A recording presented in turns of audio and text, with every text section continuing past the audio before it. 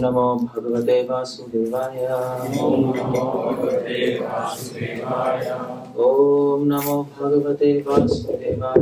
ओम नमो भगवते वासुदेवाय। ओम नमो भगवते वासुदेवाय। ओम नमो भगवते वासुदेवाय। So we are we are discussing this topic, the fire of love, or the definition of love, whatever you put it as. But I think this topic is much more relevant because love without passion is no love. But here we are talking about love of God.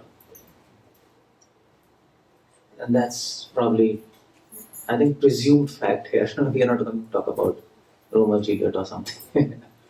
So, love of God. So, we have to define what is love of God. Because the goal of life is love of Krishna, am I right? If somebody asks you what is the goal of life, well, you might tell God.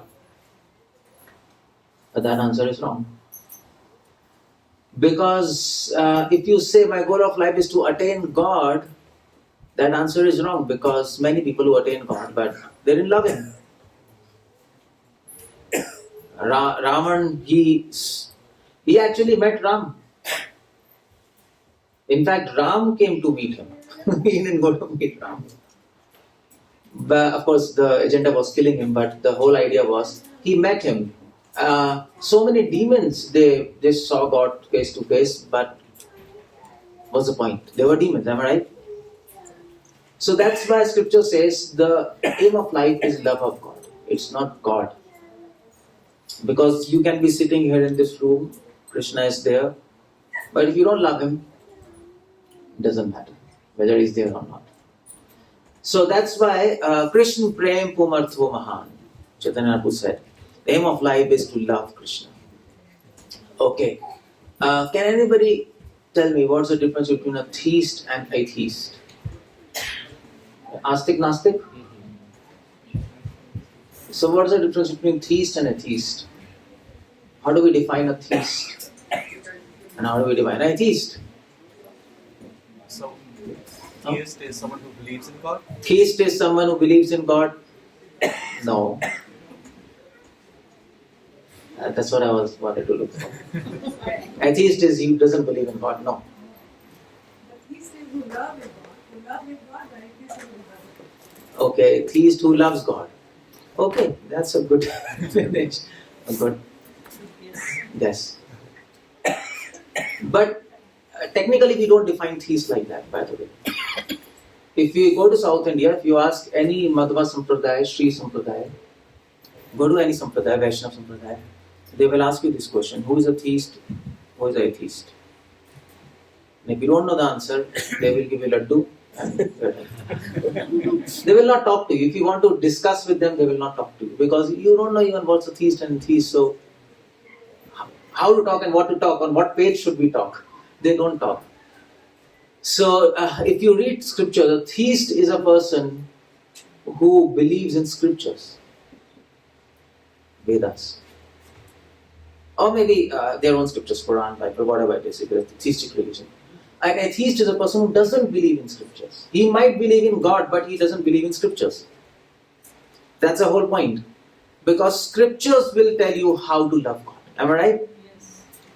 So if you don't believe in scriptures, you can believe in God, but at the same time you don't know how to love Him, you don't know whether you have to love Him or not, so you become an atheist.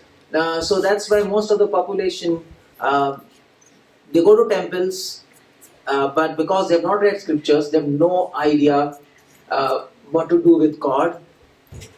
Whether you love Him or not love Him, they just go for their desires. And that's why they are called as theist or atheist. What do we call them?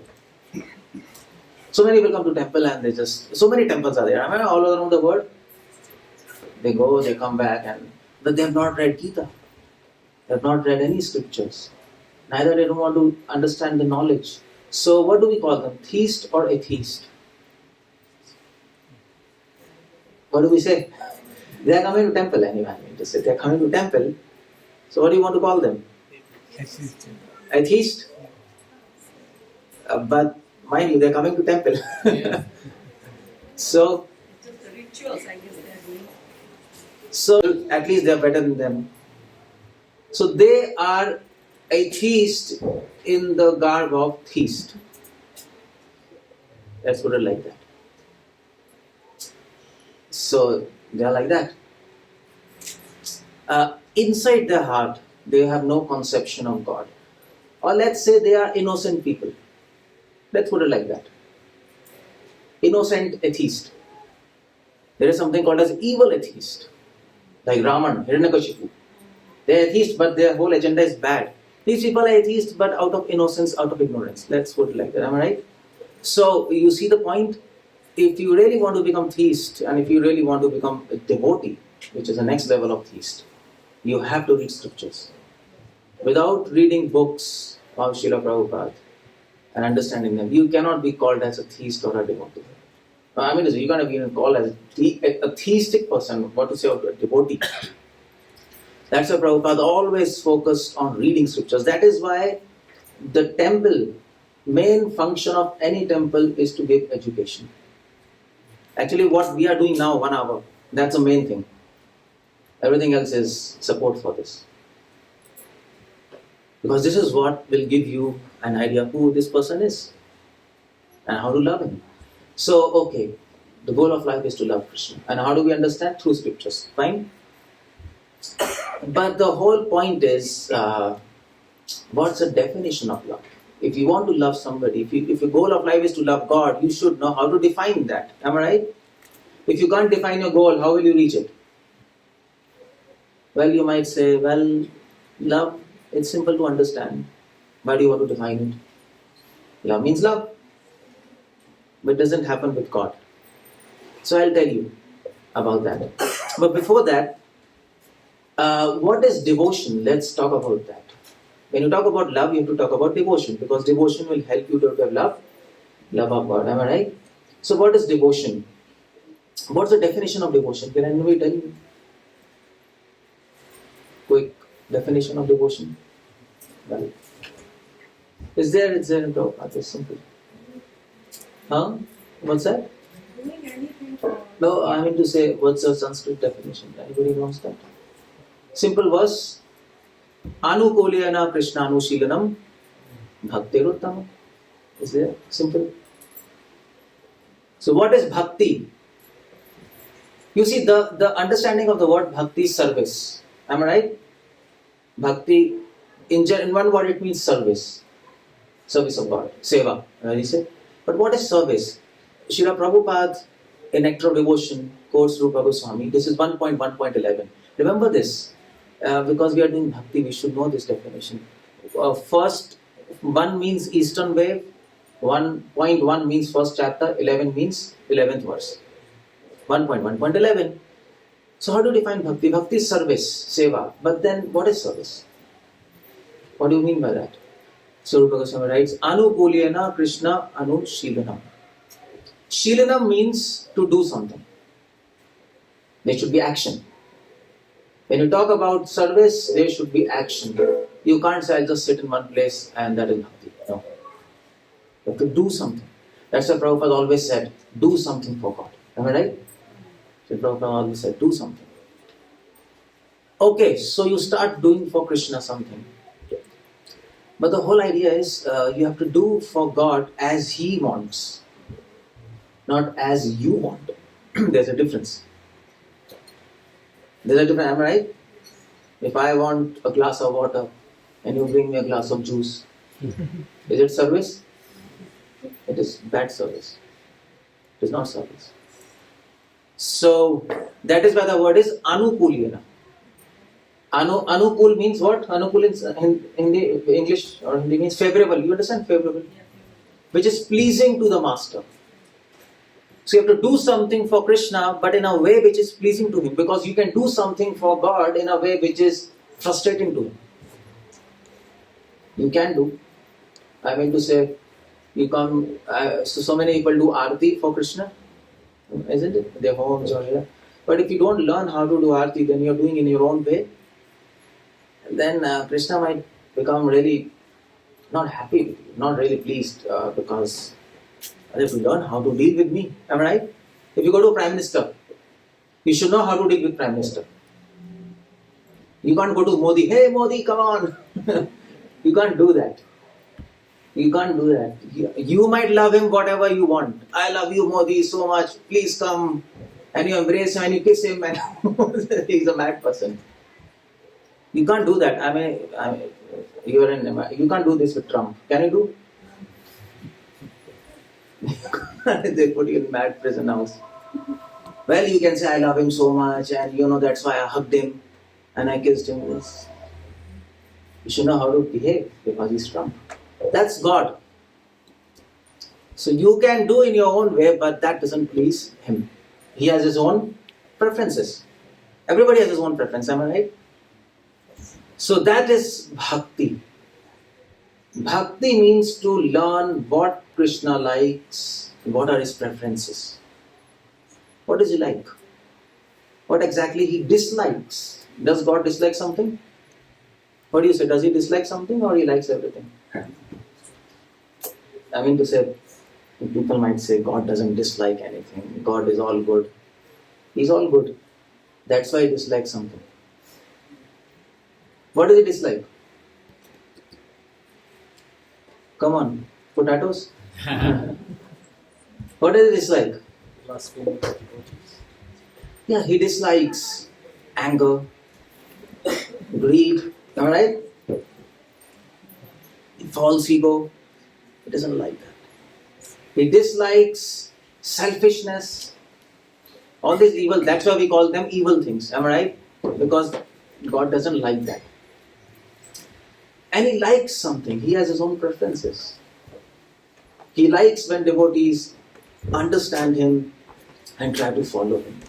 And try to please him in a way how he wants. Just like I'll tell you for example. You're sitting in front of Krishna. Am I right? You're sitting? Sitting. Okay. So that is one service to God. You're doing something. You're sitting and hearing. But you have to sit and hear in such a way that Krishna becomes pleased. Anukuliyena. So how to do that? You have to learn from scriptures how to sit in front of God. Am I right? You might not have thought about that, but you have to learn how to sit in front of God. In fact, that is why, and there's a training for that. How to sit in front of Krishna, because all our actions should be pleasing to Him. That is devotion. So in scriptures it is said, okay, if you read scriptures, it is said how to sit. Why? Because you have love. So love is that force which can make you serve and keep in touch with God 24 hours. You're walking, talking, you are doing whatever. So that's why scripture says, love your Lord. Oh, in America, I remember Bible always, I don't know. Come here. Love your Lord with all thy mind, all your heart, and all their strength. What's that? It's like that. The great commandment. Krishna says, love me. With all your strength, all your capacity. But now here's the question. To develop love for God, that's difficult. Now, we have got the key. How to connect with Him 24 hours.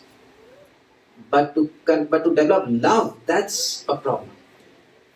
You cannot develop love so easily. Mother can develop love for the child. Why? Why the mother loves the child? Can you tell why she loves her child so much? Why? Because? Takes care of her. Yeah, because she feels that child is a part. Am I right? Connection. Like the child had been there 9 months in her body. That's interesting.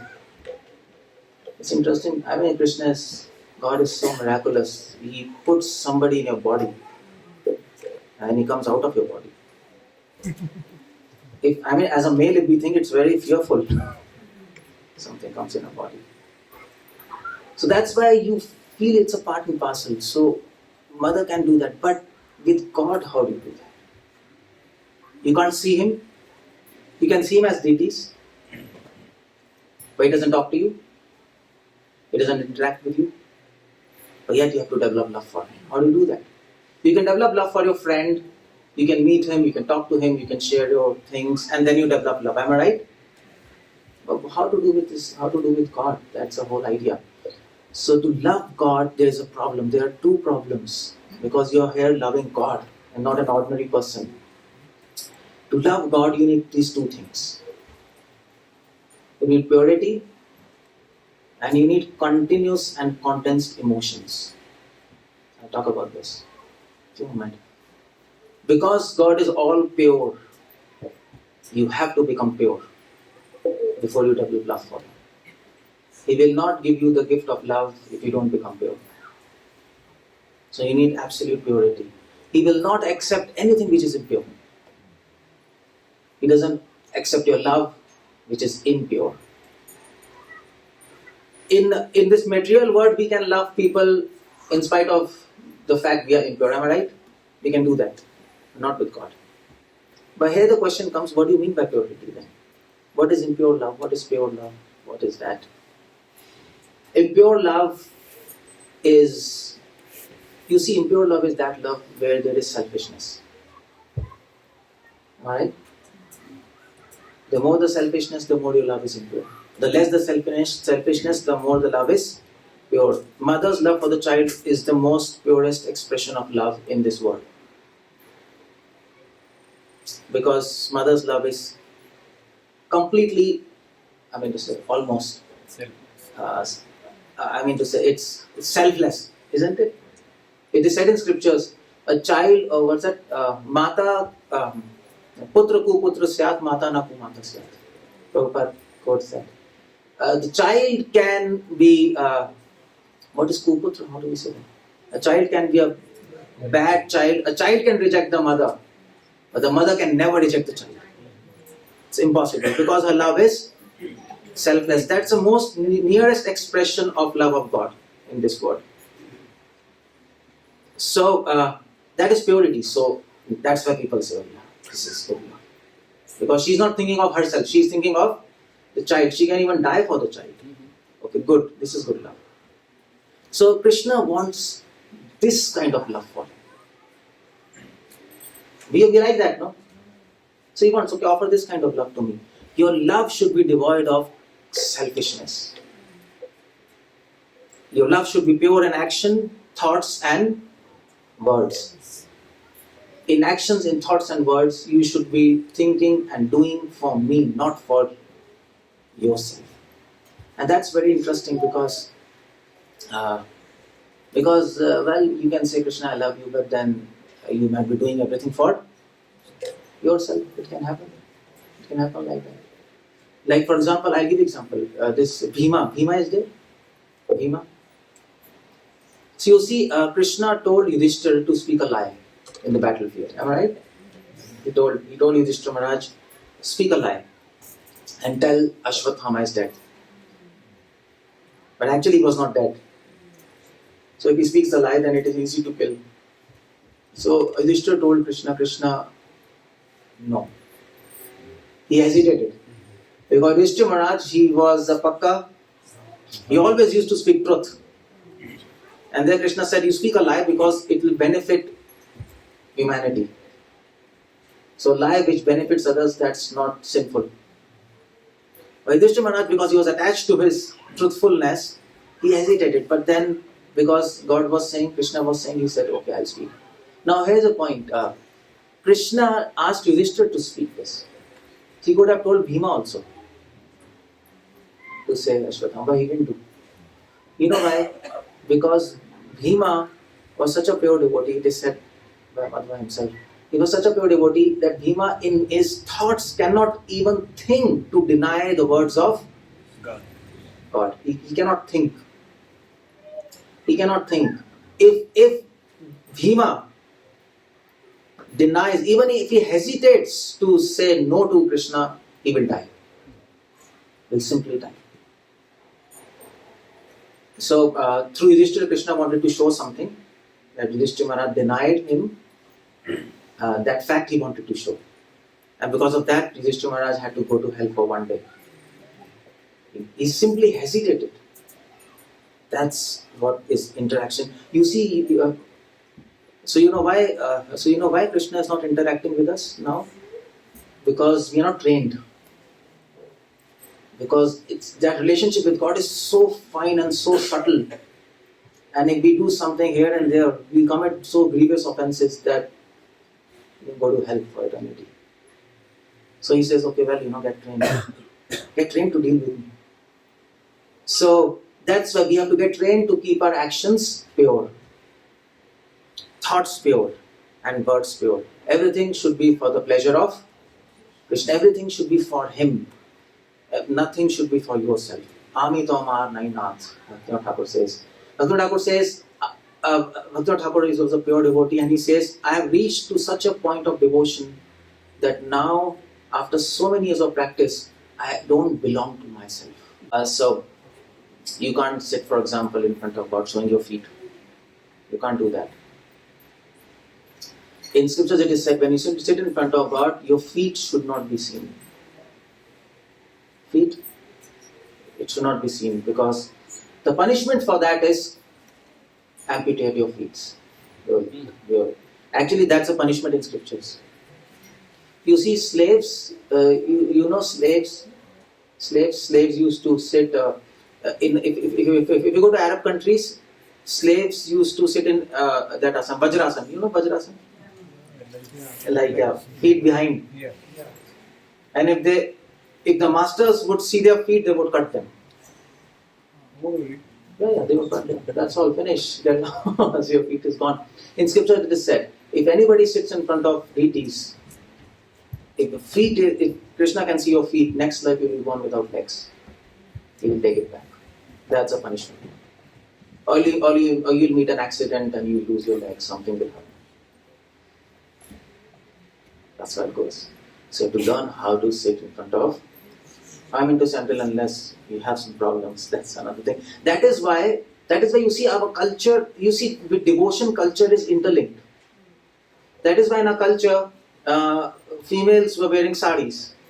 The saris are good because it covers the feet automatically. And males were wearing dhotis.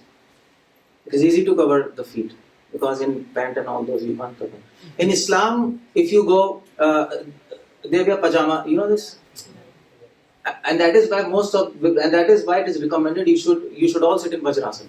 When they read namaz, they put their feet ahead, because if they sit like this, then their feet are seen. So there's a logic in that. So you see the point. You understand? Anukulyana Krishnanu Shilanam. This is bhakti. Shilanam means you have to do something for Krishna, but in such a way that he likes. So that, in other words, then you have to know what he likes. So that's why people who don't read scriptures and who don't have knowledge, they'll be actually displeasing God. Unknowingly, but they're displeasing Him because they're doing something which He doesn't like. If you call me in your house as a guest, and I don't like, for example, I don't like bangan, or I don't like pasta and pizza, and you make for me pasta, pizza, and bangan, and you say, Prabhuji, we made with so much love for you. Please eat it, but I don't like it. So, what happens? Am I happy or not? I am okay. I'm okay because you made with love. But then at the same time, well, my dear Prabhu, in your love, don't mess my mood. You love me so much, but don't frustrate me by your love. Please ask me, what I want. Am I right? That is between servant and master relationship. That is bhakti. You understand? So that's a nice example. See there? You can understand devotion by seeing this word. A girlfriend, boyfriend. What does a boyfriend do? He's doing something, am I right? If you say to your girlfriend, my dear, what do we say? My dear what?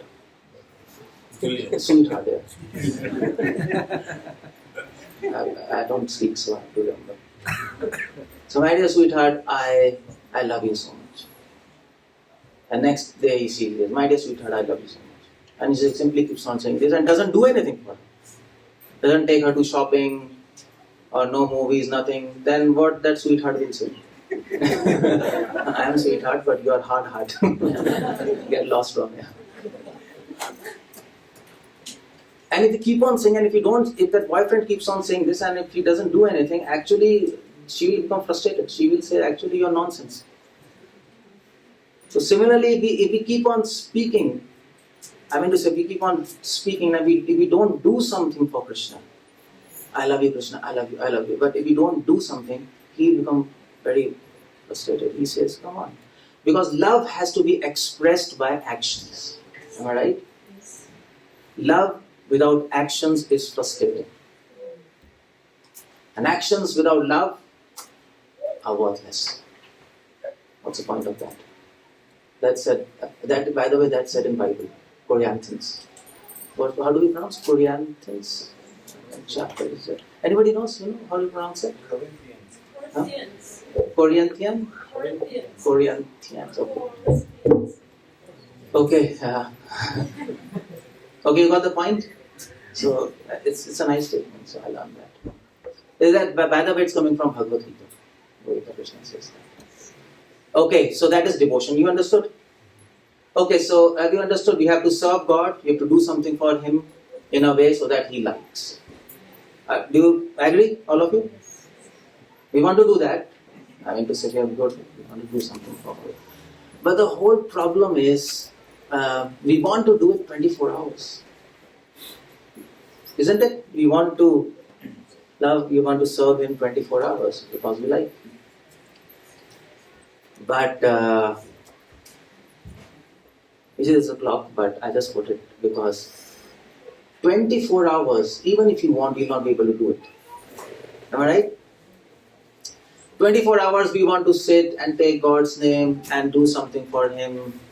At least we have that desire. But we will not be able to do it.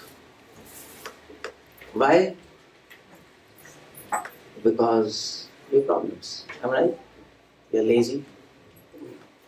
Our mind is distracted. A lot of temptations. Our mind is all over the place. We are not focused. And when we do something, when we sit in temple, we are thinking of our office. And sitting in office, we are thinking of temple. It's all over. It's just scattered. Let's say mind is scattered. It's not focused. So we are unable to do it. Am I right? As the devotees, we are unable to chant. We are unable to focus. But we want to do that. That's another thing.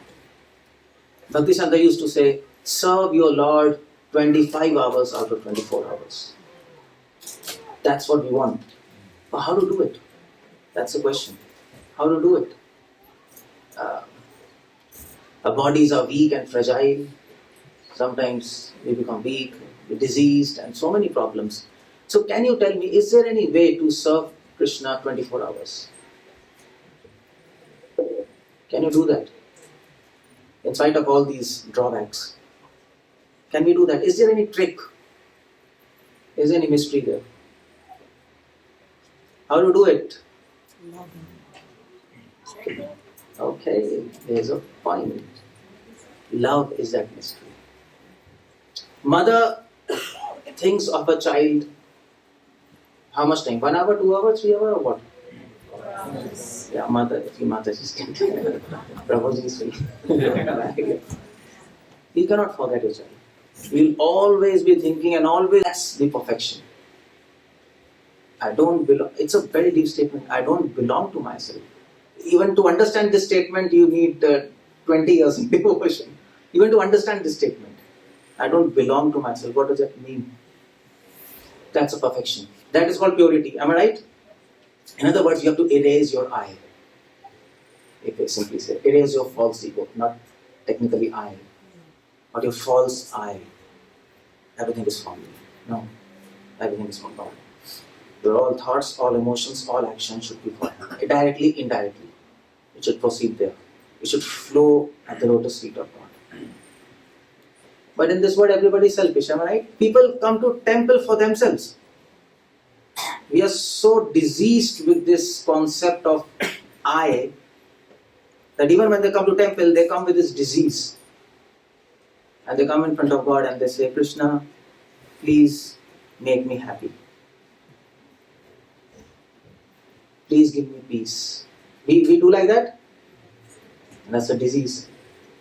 Please give me peace. Well, we can't ask anything from God. For our own selfish purpose. That's a bad idea. So, devotees of Krishna pray to Krishna, to God. Krishna, please make everyone happy. That's a good thing. Why only me? You're special? If you go to God, say, Krishna, please give me peace and make me happy. Krishna says, why only you? Is there any speciality in you? Please tell me. Then what will you tell? What will you tell? And then Krishna will tell, okay, I'll tell you how unspecial you are. You think you're special? Come on. I'll teach you. So there's a difference, am I right? So this is, you need purity. Another thing to attain love of God is, you need continuous and condensed emotions. Emotions should be continuous. Our emotions sometimes go to God, sometimes to word, sometimes to people, sometimes to us. It's all haywire. And what's that verse in Bhagavad Gita? Can anybody tell? Devotees? Krishna says, focus your emotions on me. Anybody knows? No. Vyavasayatmaka buddhi eka kurunandana bhavushakha vyavasayinam. You see that verse? Krishna says, fix your intelligence, fix your emotions on me. So you see, the whole process of devotion is to actually safeguard our emotions. Just like mother takes care of child, we take care of our emotions. We don't let our emotions go here and there. We reserve it for God. That's love. That's love, am I right? Even in mundane world, a girlfriend will want that the boyfriend should love her and her only. It happens. Otherwise, she'll say you're cheating. That's a relationship. So you want to develop a relationship with Krishna, and He demands you have to love me and only me. That's love. That is the condition of love, by the way. That is the condition of love. So you see, so your emotions should be continuous. It should not go here and there. And condensed, very strong emotions. Such strong emotions that even if you don't want to think of God, you will be thinking of Him. Even if you want to forget Him, you will not be able to forget Him. That kind of emotions we need. Let's say condensed, or let's say, how do we call it? Condensed. Focused farm. Actually, that's Tigris. It's like, emotions are like laser. Intense. It's just for Krishna. That is how devotees live. So, love of God, you need these two things, and these two things are very difficult. Am I right? To become pure, it's not easy. We slip. Am I right? We slip. And to keep emotions intact and not let it go here and there, we become tempted. Maybe out of weakness, maybe out of ignorance, maybe out of lack of attentiveness, but we do. So what to do? Now here comes the role of sadhana bhakti, right? So you need to practice. Practice to make yourself pure, and practice to make your emotions focused on God. That is technically called as sadhana. Yeah, you see, now you understand? Sadhana bhakti is not finishing your rounds. Only. Sadhana bhakti is not living in temple only. Only what is important. Sadhana bhakti is not just reading books only. No. Sadhana bhakti, we are doing these two things. Trying to make ourselves. We are following a process to make ourselves pure and condense the emotions. Just like people condense milk into, what do we say, butter? Here we call it butter. Khoya, what in Western world, what do you call it? You boil the milk and then condense the milk. Condensed milk. Sometimes they call curd, sometimes they call cheese. I am fully confused. In Western world, I don't understand that their terminology is different. So, how to do that? That is sadhana bhakti. So, what is a definition? This is a practice of devotion. This is what we are doing. If whatever you are doing, it doesn't help you to achieve these two, your process is a failure. That's all. If you're chanting, if you're putting tilak, if you're coming to temple, if you're honoring prasad, if you're doing management, if you're doing whatever, book distribution, but if you're not becoming pure and if your emotions are not becoming focused on God, it's a waste of time. Simple. Because you're not following the process. So then there is no effect. You can get some sukruti, some pious credits, but you're not talking about that here. We're talking about attaining the goal of life, love of God. You will not get it. So that is why the definition of sadhana bhakti is this. Remember this as a devotees. What you are doing, you should know. 1.2.2, Eastern section, 2nd chapter, 2nd verse. Remember that. The sadhana bhakti is this. Kriti sadhe bhavet sadhe bhava sadhana vida nitya siddhasya bhava se prakatam hidi sadhya. This is Sanskrit. Simple, I'll explain you what this means. Kriti sadhe. Sadhana bhakti has two components.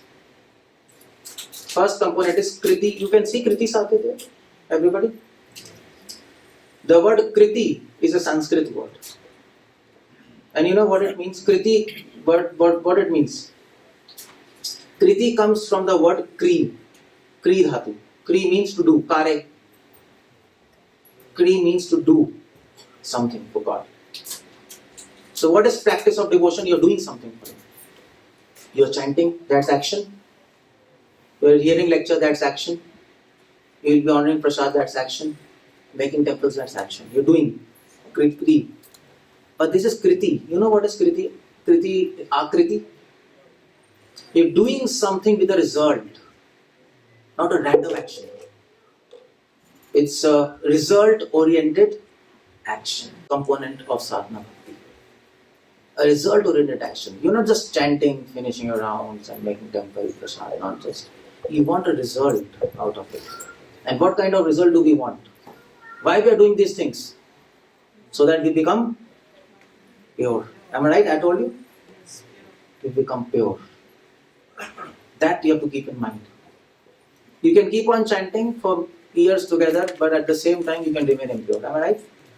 If you don't know what you are doing. And many people do like that. As a ritual, this is called a ritual. Difference between a ritual and devotion is, it appears same, but difference is in a ritual, person is doing something with no idea of what's the result and why he's doing. But those actions are not bad. Same rituals can become devotion if it is done with proper understanding. Alright? So kriti sadhe. First component of sadhana is you're doing something with a result. So you have to check yourself whether you're becoming pure or not. And you have to regularly check yourself. And what's the day of checking ourselves? When do you check yourself? At the end of year? When there's, what's that? Income tax? When do you check yourself? Huh? End of the day? Okay, end of the day you should check. But there is one day dedicated for that. You need to check yourself. What's that day? Sunday. Sunday? Sunday. Okay, that's a good answer. There's one day you know that, but you don't do that. You know that, but you don't do that. That's why I'm giving this seminar, to make you understand. You should know what you're doing, otherwise you're blind. You don't achieve anything. You know what's that day? Ekadashi. Bhaktivinoda Thakur writes, Ekadashi is a day for introspection. To analyze yourself, what is happening with you. What did you do in 15 days? How much pure you have become. Next 15 days, how much pure you have to become. It's a day of introspection, planning and checking yourself. That is Ekadashi. Ekadashi is not just you eat kutu atta and just sleep and chant 24 rounds. Oh, I have done Ekadashi and okay, yes, you can chant 25 rounds, you can chant 30 rounds, you can chant 64 rounds, but it doesn't help you if you don't know what you're doing. Alright? A machine can chant 24 hours. Nothing happens. You know why I'm telling you this? You know why? Because this is all from Prabhupada books. And I'm telling you, Prabhupada books are scientific. Prabhupada always said, Prabhupada says, no, it's a science, spirituality is a science. He was not just trying to flatter people in Western world, people will accept, okay, spirituality is a science, so they will accept. It is a science. It is a science. You're doing something, there are results. There are symptoms, there are evidences, and you can know whether you're on the right track or not. That is the mercy of Namo Mahavadanyaya. We say, Mahaprabhu is very merciful. Why is merciful? Because he will touch you and you will become pure devotee. Doesn't happen like that. He is merciful because he gave a scientific system of devotion so that you can understand and follow and achieve your goal. I am not saying this. Jiva Goswami writes in the commentary to that verse, Namo Mahavadanyaya Krishna Prema Pradaya. Jiva Goswami writes in the commentary, he has written a small commentary, and in Sanskrit he writes, Mahaprabhu is Namo Mahavadanyaya because he gives the principles and the science of devotion. Nobody has done this. Chaitanya has done that. You understand? Okay, so that sadhana bhakti, first thing is kriti sadhya. You do everything to become pure, and you check yourself every Ekadashi. You do that, sit on Ekadashi and check, write a book. This is my bad habits. How many bad habits did you overcome? How many bad habits did you have? How many problems you have? So, and how do you work that out? So next thing is sadhya bhava. You see this word bhava? So you're doing everything not just to become pure, but to make your emotions. Bhava means what? Emotions. You have to make your emotions very strong. That's what I told. This is the practice. It's in Sanskrit. That was in graph. That's what I told. So that is sadhana. When you're doing sadhana, you have to focus on two things. When you're chanting names, whatever you're doing, you have to regularly check whether you're becoming pure, your selfishness is going down, and the next is your emotions are becoming strong. Strong means continuous and condensed. Now this is a word. Nitya siddhasya bhavasya. Nitya means what? Continuous. Continuous. Siddhasya means perfect. Your emotions should become continuous and perfect.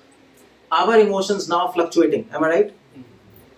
Sometimes for Krishna, sometimes not. Sometimes we like chanting, sometimes we don't like. Sometimes it's a burden. Sometimes it's we are 6 feet high above the ground. Sometimes something is happening.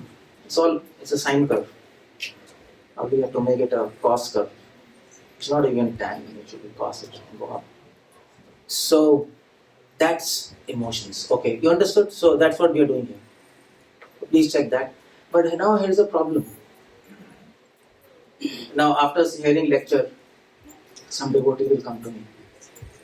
And they will say, Prabhuji, actually I am doing sadhana, I am chanting, I am doing everything. And I am becoming pure. And my emotions are so strong for God that even God cannot do anything. That's why he's paralyzed when he sees me. He can't move. So, he can say. But as soon as he says this, we can understand he's number one fool. Am I right? He doesn't have emotions. But the problem is he's thinking that, in himself he's thinking that my emotions are strong and I am pure. Now, it can happen to us also. I'm not talking about him, I'm talking about you. We can assume and we can be fooled by illusion and we can think, okay, I am becoming pure and my emotions are strong for Krishna. So how to not get fooled? How do we know what is true emotions and false emotions? Am I right? Now here comes the question. Because anybody can tell. But this is science. Remember, this is science. And science needs evidence. So what is the evidence of true emotions and false emotions? You understand the question? See, in India you go, all the Indians say like that. Am I right? If you tell, okay, do devotion, love God, they say, oh, from childhood I've been loving Krishna. Become pure. Well, we were never impure. What do you talk about pure? People think like that, am I right? So, and then people go and then so many people, if you go to Bengal, Bangladesh, so many people sit in front, kirtans, they keep on weeping. And if you start weeping in Kirtan, you will yourself feel that I am become seventh or something, and you will feel like that. Tears are coming in my eyes. I love Krishna, and you will start feeling like that. But that's illusion. That can be illusion. Am I right? So here's a question: how do you know that your emotions are true or false? Because you can always be tricked by illusion or Satan. You know Satan. Western word is Satan.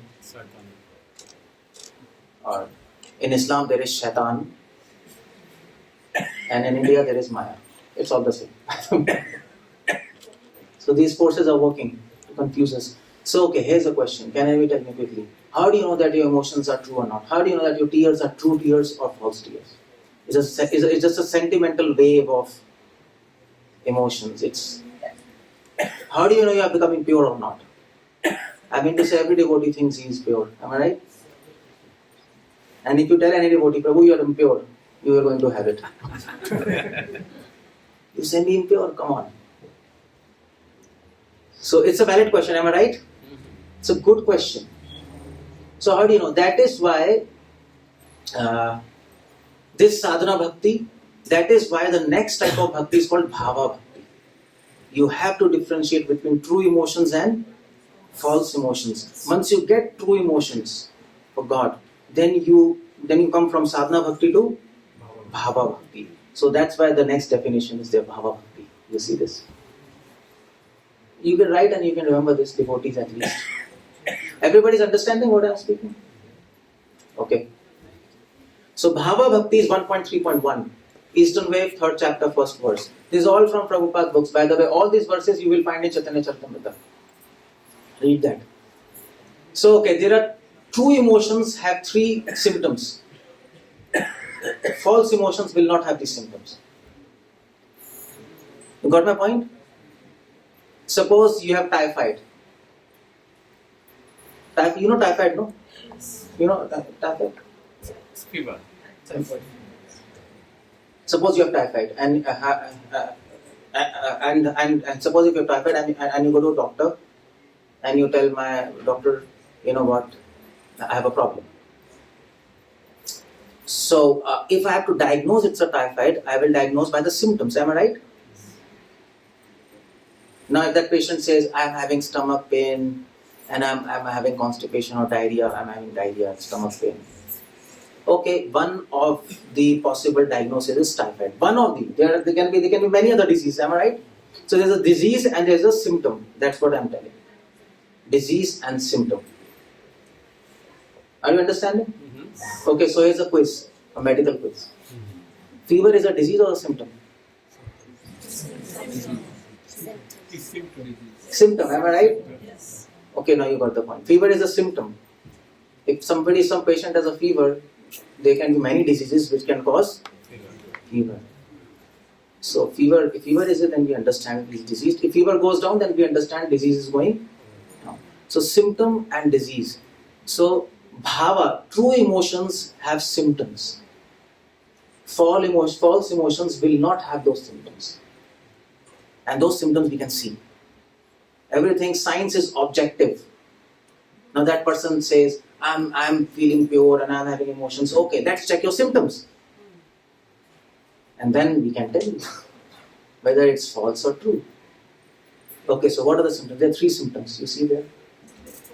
Shuddha Sattva Vishesha Atma. That's the first. Sattva means goodness. Shuddha means pure goodness. But you see pure goodness, but then it is Vishesh. Vishesh means special. Special pure goodness. Anybody who has true emotions for God, he will develop all good qualities. You see that, Adam? You can see that? Good qualities?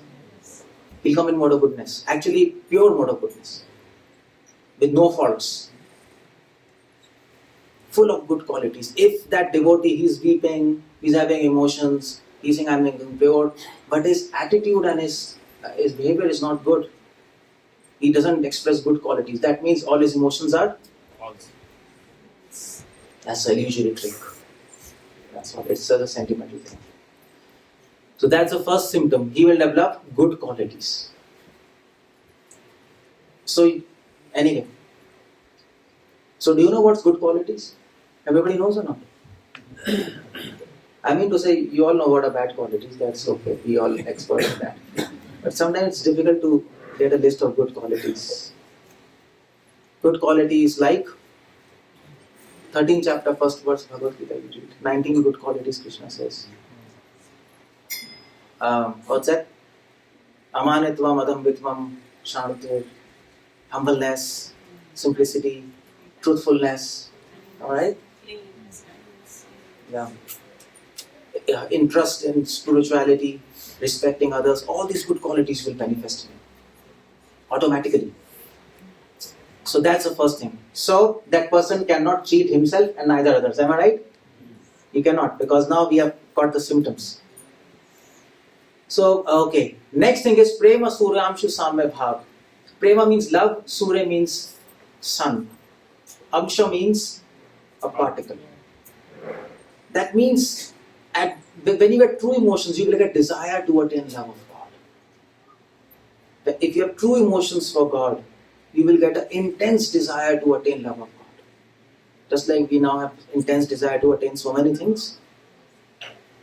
At that platform, when you are pure and you have true emotions, you will develop a desire to attain love of God. You will be 24 hours thinking, how shall I attain love of God? What should I do? Where should I go? Whom should I ask? I need to love God.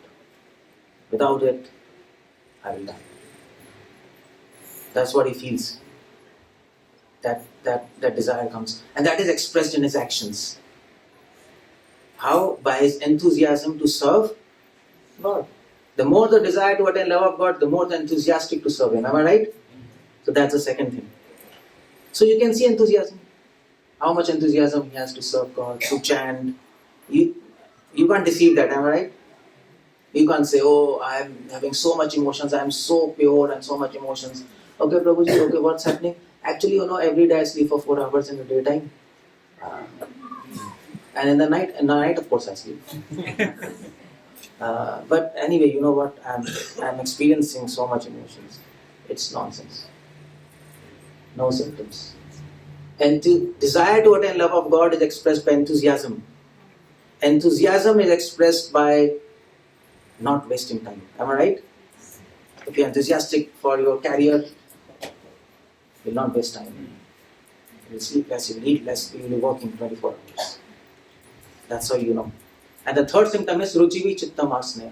Ruchivi means interest. You will have no attraction to material world. You will have attraction to only Lord. Chittam Asneya means your heart becomes totally disinterested in anything unrelated to Krishna. It's called Vairagya. So that you develop. So true emotions will bring intense.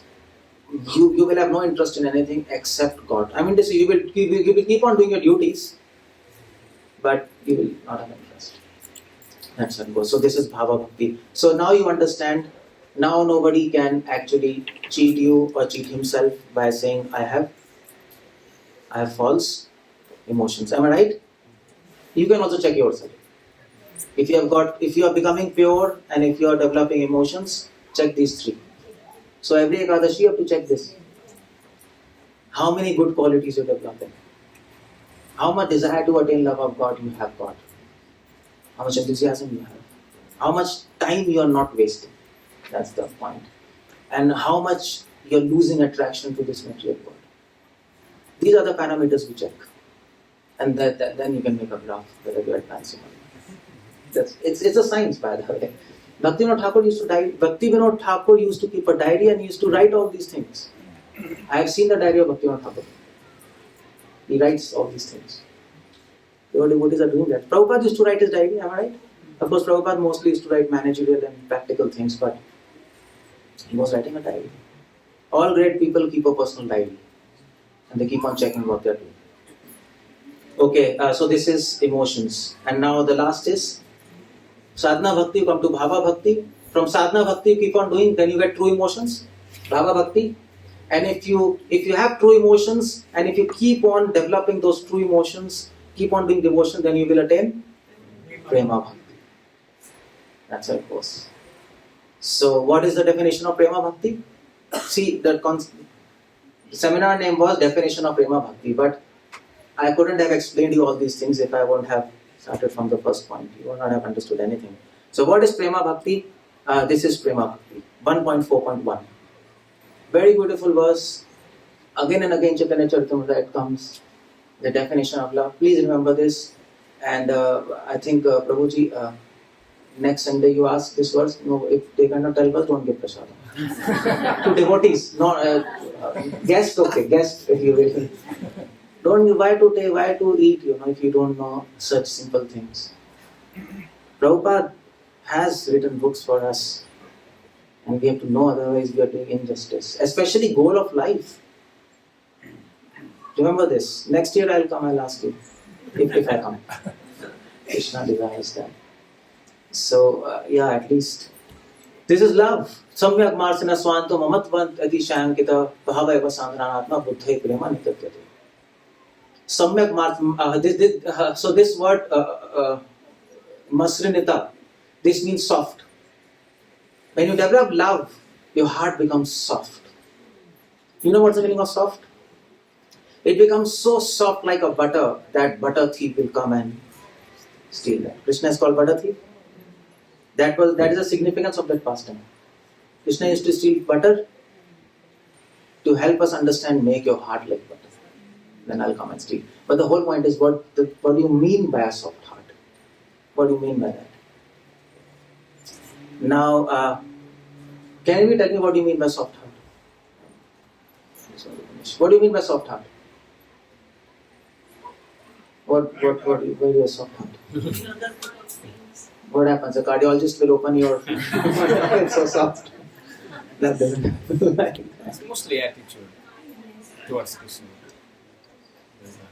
By the way, if you read Bhagavatam, Tadashmasaram Hridayam Bhatedam, there's a verse there. Prabhupada writes a big commentary. Prabhupada says, those hearts are steel framed, which are full of offenses and evil propensities. Hare Krishna. Right. Okay. Should I tell you? Okay, so those hearts are steel framed, which are full of offenses and evil propensities. A soft heart, at the level of love, your heart becomes so soft. It is just so devoid of offenses and evil propensities that Krishna starts liking you. Am I right? A pure person likes a pure person. Am I right? An evil person will like evil. What do we say?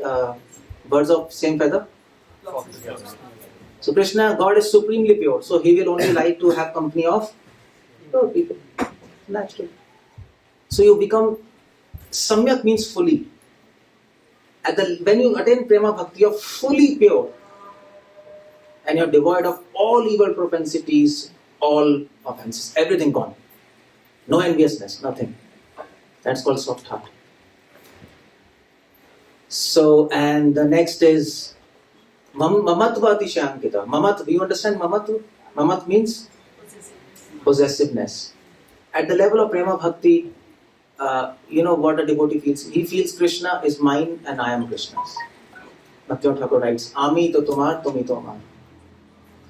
He Nath, Ami to tumar, tumi to amar. That possessiveness comes. He is my master and I am his servant, and that bond cannot be broken. In spite of thousands of problems, it cannot be broken. That is called mamatva. So you start feeling he's my master and I exist for him. And I am his servant. Whatever he tells, I have to do in spite of my life and death. It has to be fulfilled at any cost. That's called love. Prabhupada had love for fulfilling Krishna's desire. He went to America, he risked his life. Am I right?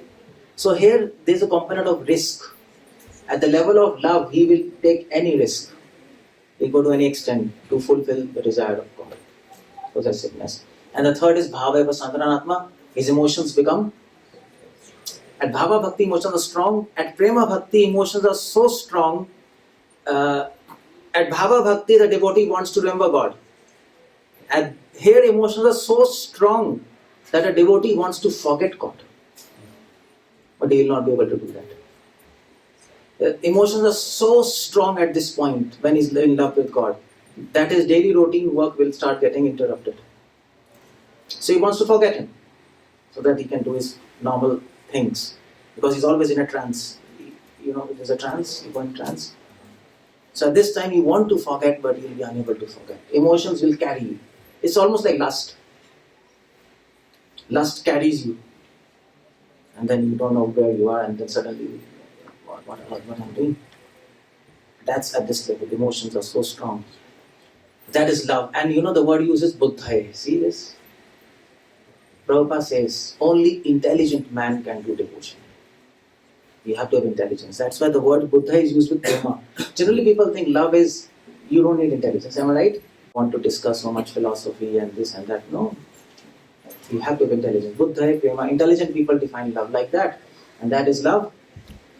So this is how you attain love. Sadhana bhakti, bhava bhakti and prema bhakti.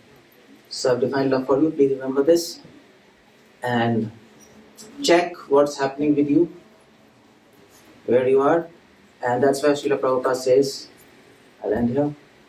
Prabhupada says in Bhagavatam 10.8.45, Prem Pumarthaman, the greatest necessity for a human being is achievement of love for the Supreme Personality of Godhead. You see the word there, necessity? Generally we say love is a goal of life. But here Prabhupada says it's a need of life. It's a difference. Without love, you are incapacitated. You are like what do we say? People who don't have limbs? Handicap? You're a handicap without love. Because you cannot serve your Lord, your Master 24 hours. You will do mistakes and faults. And you will get hurt. And the last thing you want to do in this life is to hurt God. And then He will reciprocate. He will reciprocate with you. And you will know He is reciprocating. But through symptoms and evidences. Not by just feelings. So that's what Prabhupada says. Thank you very much. Hare Krishna.